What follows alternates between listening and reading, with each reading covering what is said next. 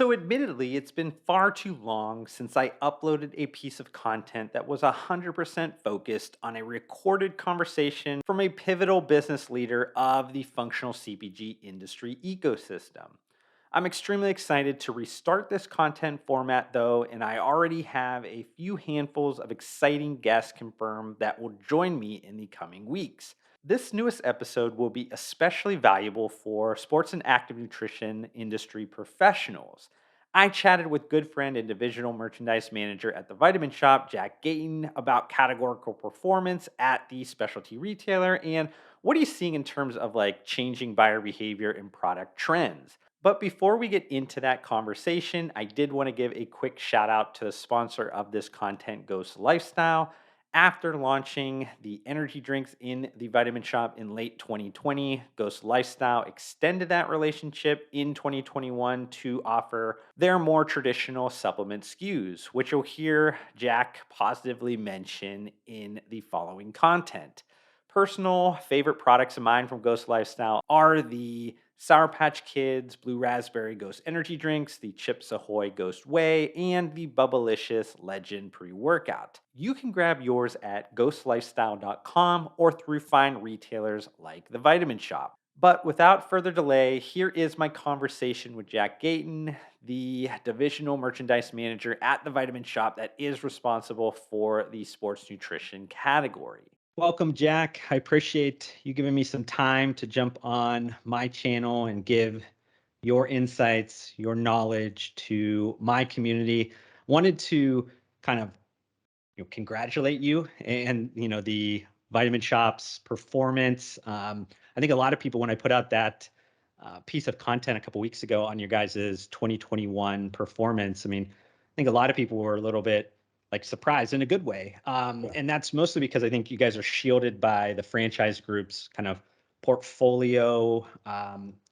It's not as easy to kind of find like how is the Vitamin Shop doing. I mean, sure. before being a publicly traded company on its own, it was easy to kind of peek through and see things and all that. But now, not so much. So I was glad to kind of see how well you guys did. I know I congratulated Sharon and everybody, and wanted to first kind of congratulate you, but then also I think a lot of people were asking me specifically in like the sports and active nutrition industry. They were like, well, how's that category doing? Like, how is Right. that doing for Yeah. Vitamin Shop? Because obviously your guys' like major competitor, like they're really strong in kind of sports and performance nutrition. And before, when you guys were public and they were public, it was easy to kind of see like categorical data of like how things are going, where's the focuses being put, all that. But we don't have that anymore. So I thought this would be a good opportunity for us to kind of chat and you can kind of give a little bit more color into how the category is doing, where you guys are focusing, some trends and things like that. And maybe it's Sure. helpful to the community as a whole so then they can, give you guys the best of themselves and, kind of help everybody kind of create a win-win-win type of situation.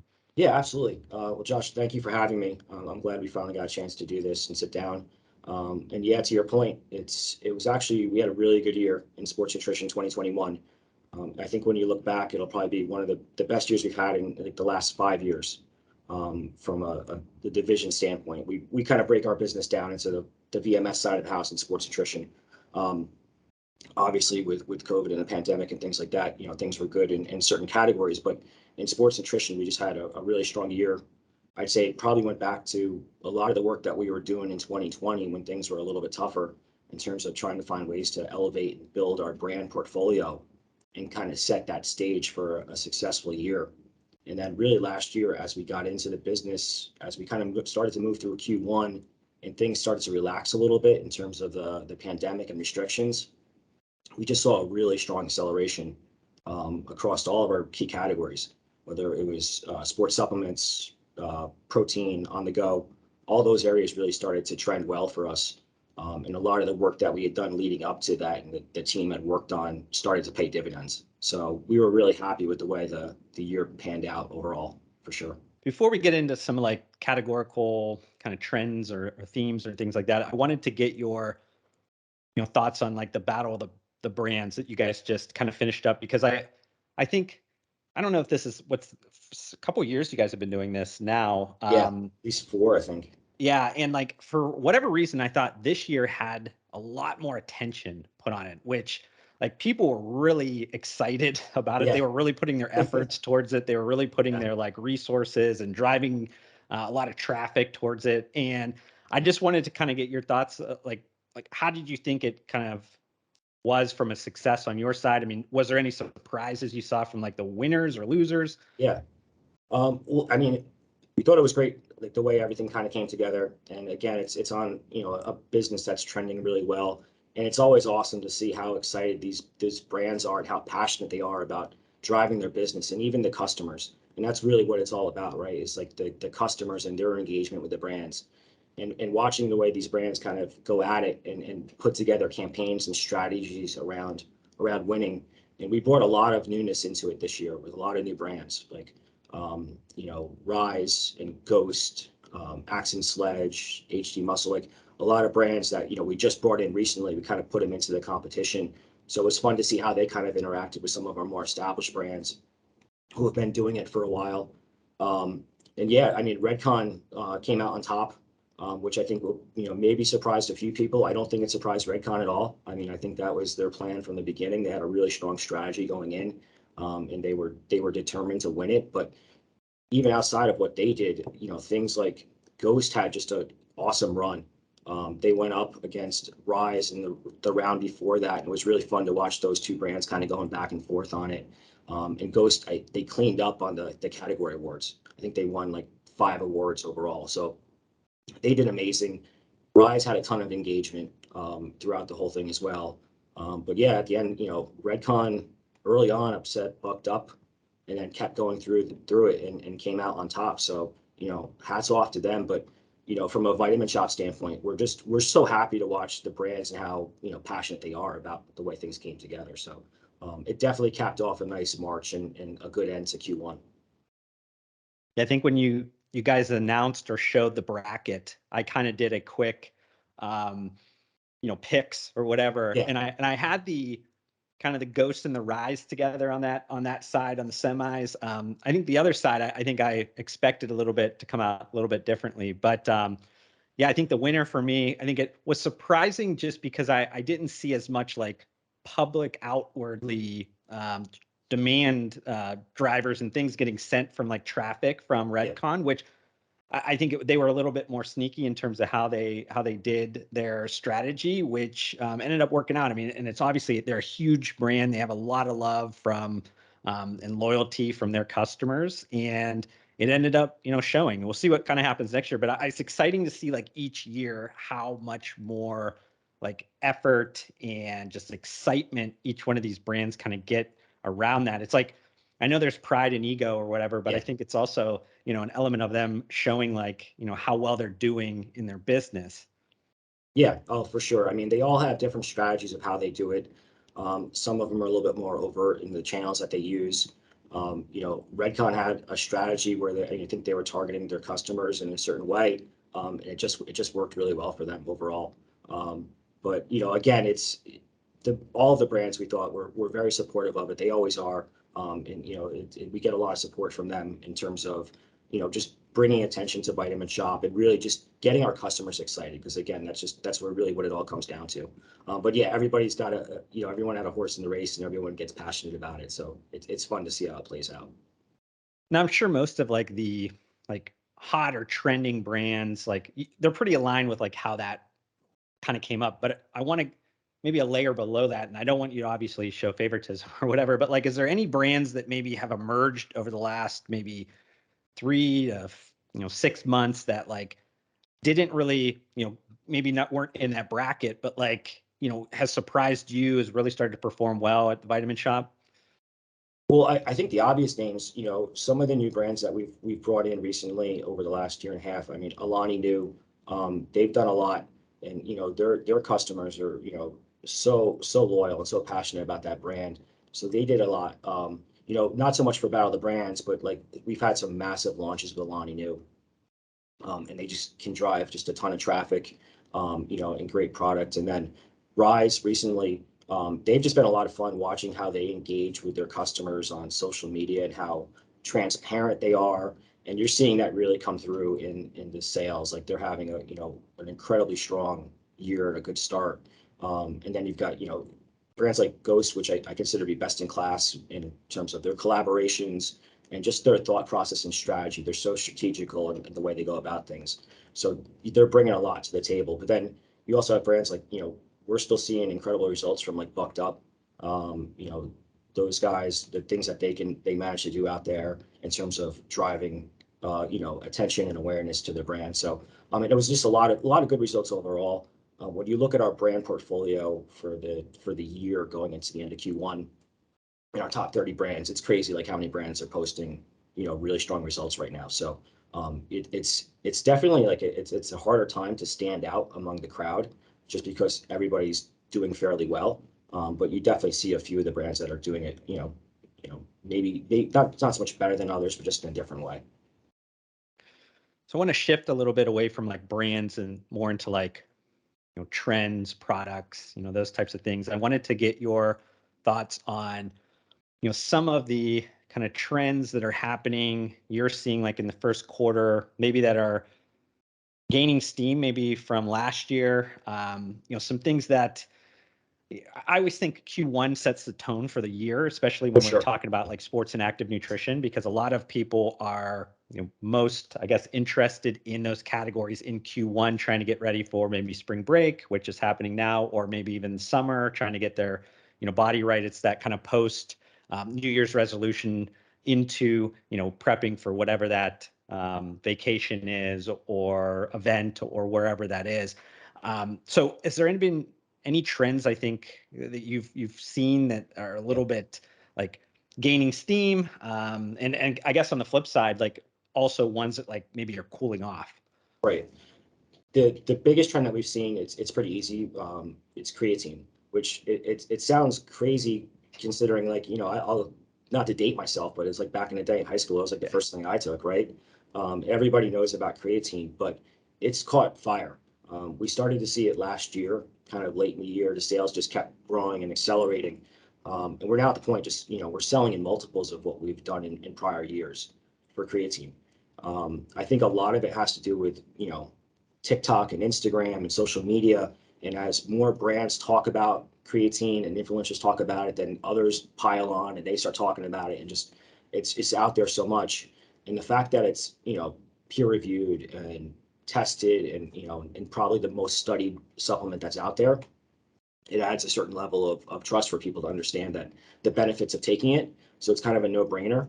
And then we're also seeing it grow into the, more to the female side, where more females are now taking creatine than they had in the past. So you're opening up a whole new customer base for it. So that's been one of the biggest trends. And then you take this super hot trend and kind of run it right up against supply chain challenges.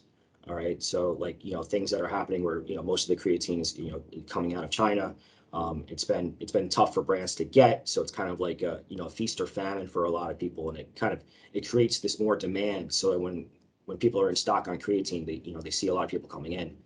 We've been really fortunate at Vitamin Shop. We took a very strong position on creatine. We feel really good about our supply, which has really helped us to kind of really maintain this really strong run rate. But from an ingredient standpoint, I would say hands down, easily, the biggest trend that I'm seeing right now is definitely in creatine. Yeah, creatine, it's like what is old is new type of a Yeah, situation. I feel like like all of a sudden it's gotten this like huge elevation of attention been put on it. And I think you mentioned like TikTok, like that's been a kind of social media platform that I've like recently started to like get deeper into. And I'm interested to hear like all of those like influencers talking about the ingredient, and it being like the foundational or basic ingredient, but like turning it into something that's like trendy and hot and yeah, exciting again, where it literally was like, I mean, that's a basic building block of like any routine in supplements if you are somebody that is, going to the gym or yeah, or anything like that. But you did kind of mention also around like the female side of things. I think there was a lot of misinformation with females taking creatine for the longest time, which yeah. I think a lot of people are clearing up now. And I don't know if you're seeing this as well, but like even older individuals taking it not necessarily for like, muscle building and things, but also from like brain health and Yep. brain function and things like that. I think creatine is like one of those ingredients that, obviously is in the upper echelon, but still has so much more potential, I think, in the mainstream public. I mean, outside of protein, I mean, that's the next kind of Yeah. ingredient Usually. that has the Yeah. most potential from the mainstream. Yeah, once you're kind of past that, picking out your protein powder and whatever you chose as you're kind of building your regimen, the creatine is usually the next one that you go to. And I have actually seen it personally too with like, talking for older people like myself, the benefits from the brain power standpoint. So we've seen a lot of that. And then again, to your point, on the female side, I think there's been, misconceptions about like, what it does in building muscle or bulking or bloating and things like that. And a lot of that's one of the good things about TikTok, right? Is that it's that short form content where people can give a little bit more information. And then once people find people on TikTok that they trust to go to and as a reliable source of information, then it can kind of catch fire. And that's kind of been what we've seen. But I still laugh sometimes when I'm like, man, it's like this has been around forever, and now all of a sudden, like no one can keep it on the shelf.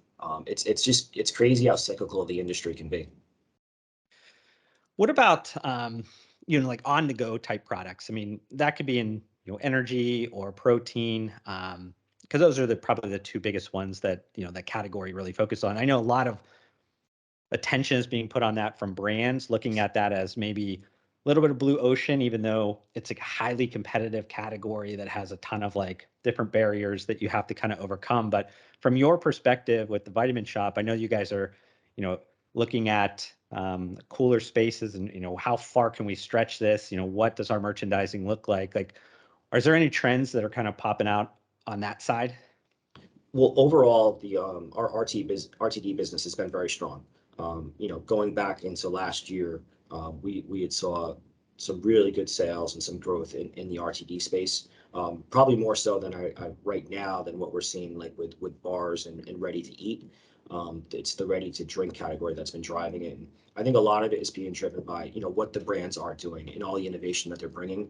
But I think they're also finding ways to make it more about let's just get a whole bunch of caffeine into a product and see how it does, right? It's not about that anymore. It's about different use cases, and you can take it just as an everyday part of your life, so you can start to talk to different age groups and demographics. Like we launched the Jocko RTDs, which it's all about really natural and healthy ingredients and like a reasonable amount of caffeine. So those have done really well.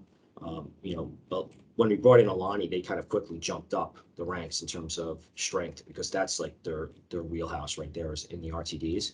And they can create so much hype and demand for launches and driving traffic. But we're finding it with different use cases, like I said, with different amounts of caffeine, different ingredients, whether some of them have like a thermogenic aspect to it. So it can be almost like a little bit of a pre-workout, a little bit of a, a weight loss, almost supplement to it.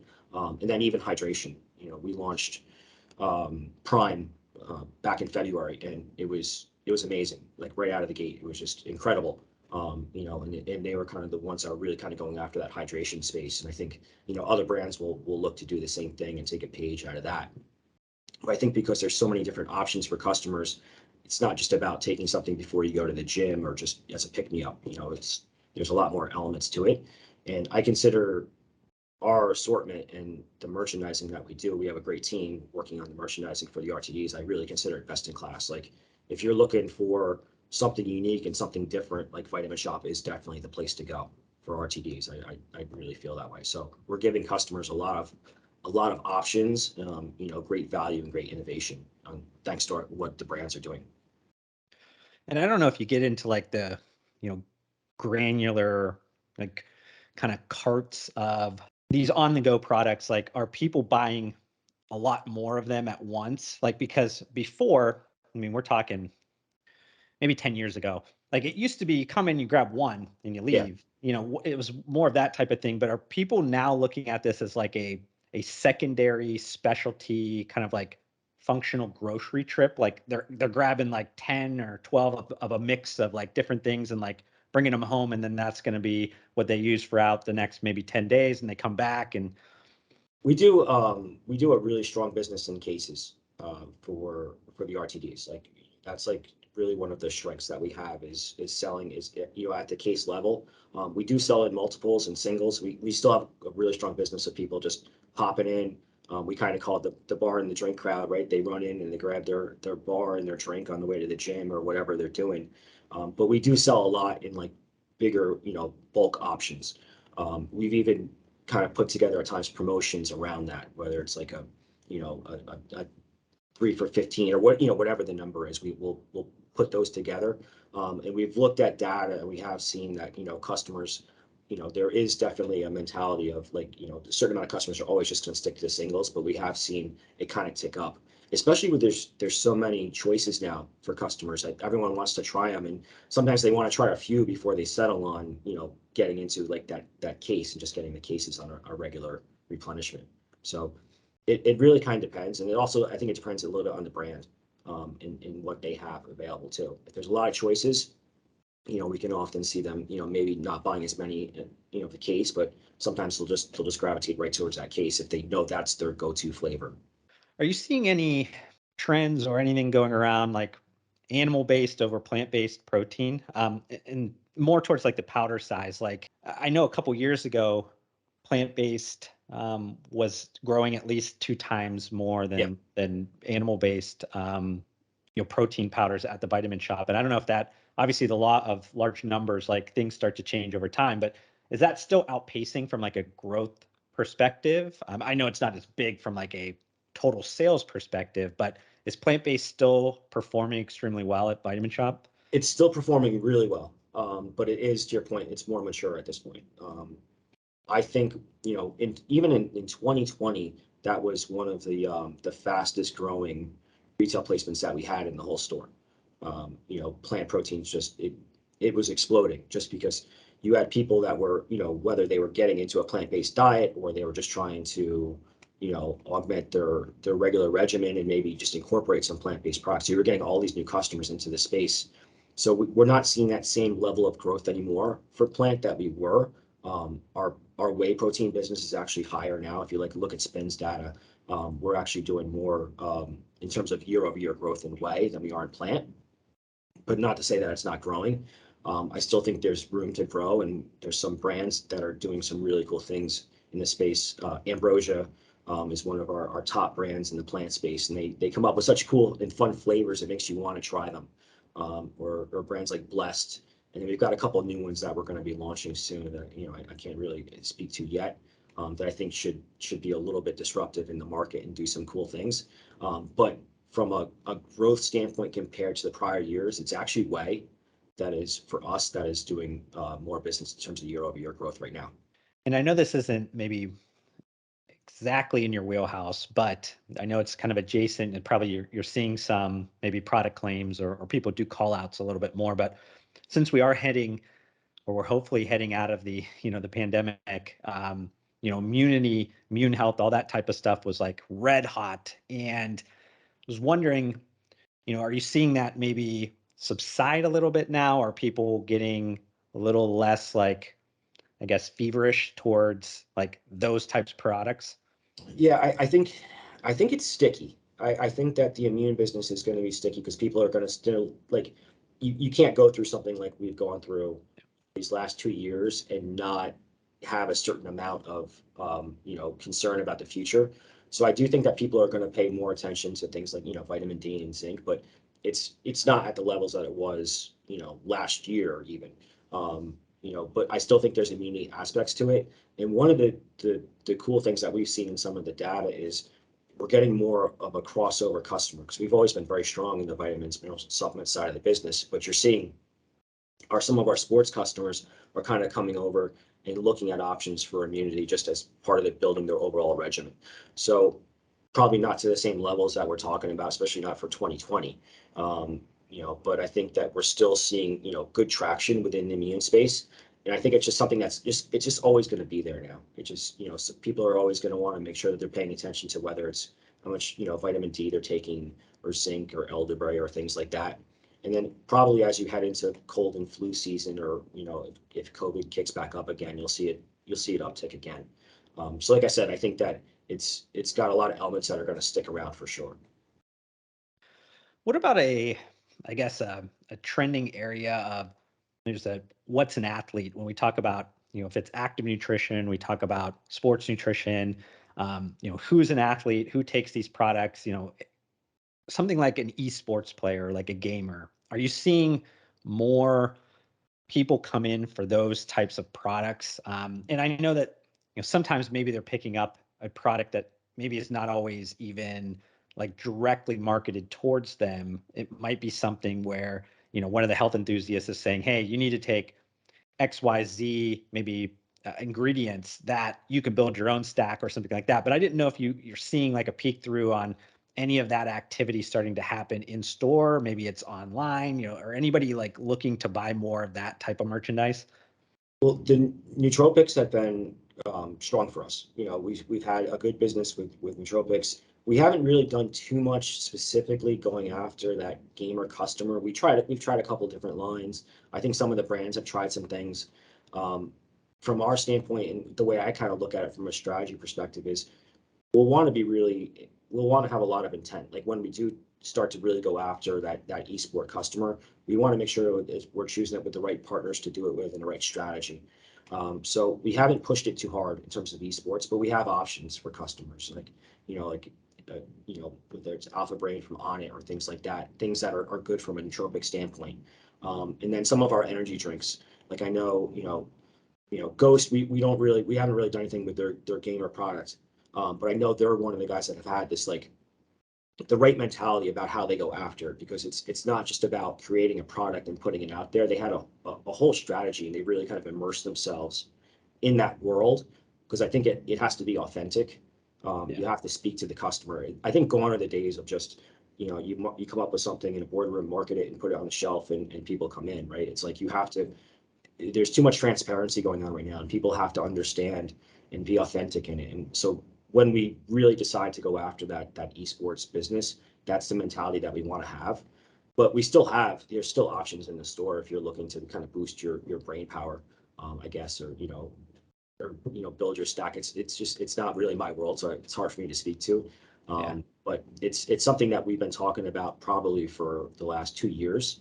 And we're seeing it grow and gain traction and become a little bit more mainstream.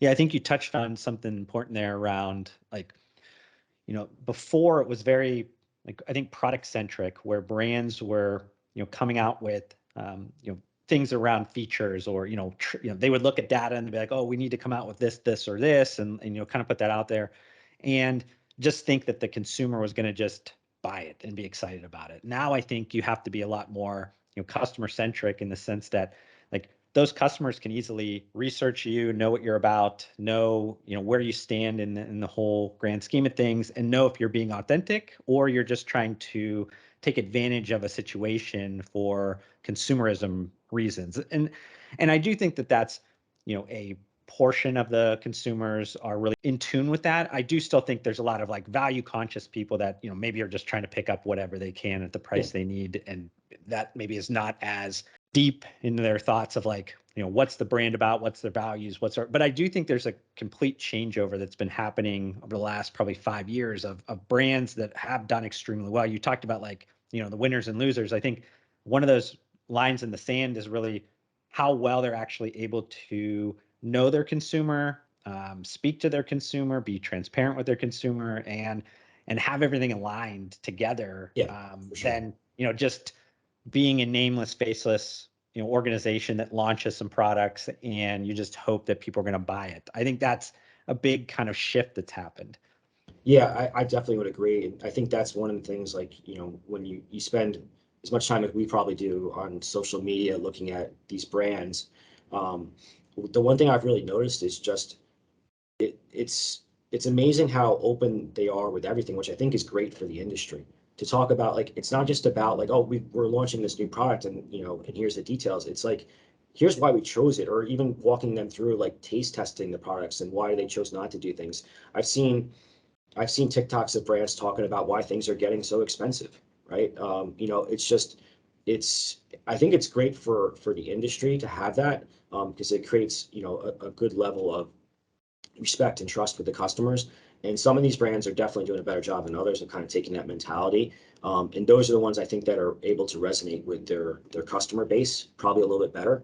But then again, there's also a lot of big brands out there that are just moving a ton of units and will continue to do so. So I guess it depends on the lane you're looking to play in.